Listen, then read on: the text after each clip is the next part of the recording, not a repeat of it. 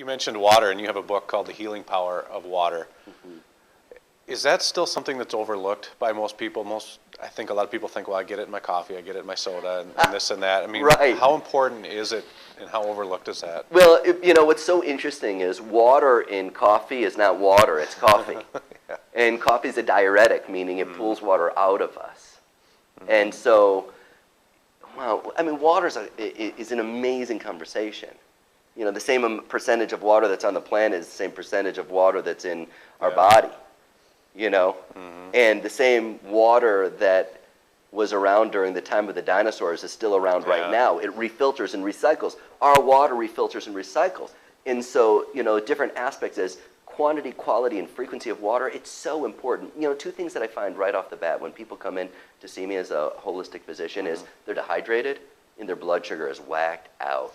And if they can balance their blood sugar and get themselves hydrated, they'll make a huge change. Now, there's a lot of controversy as far as like, oh, what's the right kind of water? Can't I just drink tap water? How about bottled water? Different things like that.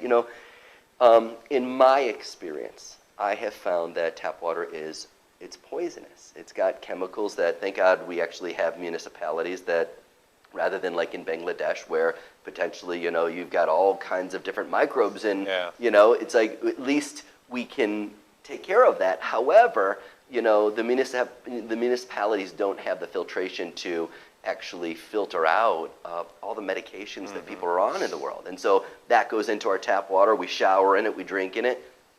People are getting chemotherapies and radiation and antipsychotics and birth control pills for everybody. They find it all over the place. So, I find it's very important to drink a good filtered water. Then when you think about, well, how about RO, reverse osmosis? That's got to be a great water. It's the cleanest water you'll ever drink. It's dead, though. It's dead water. There's nothing in it. And water naturally has minerals in it. Sure. And water naturally takes the energy of a mountain, and it takes on that magnetic energy, takes the energy of the sun. So there's different properties of pH and, and aspects of mineralization and that clusterization. There's a whole conversation of water, which to me makes a big difference. I use a certain kind of water in my practice for myself that I really feel makes a huge change for people. It's called PIMAG water.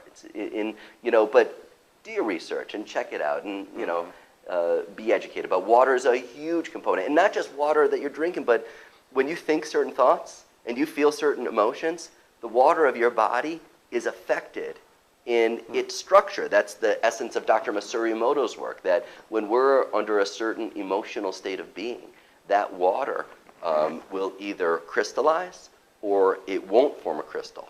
Crystals conduct electricity. Without a crystal, there's no electricity. I want to send you a text. The reason I can send you a text or give you a call is because you got crystals in your cell phone.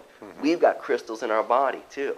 And so our emotional state of being affect the crystalline state of the water. And that water conducts electricity, and our brain communicates with electrical impulses. So, there's a whole other level of then the emotional tie-in with the quality of water and ...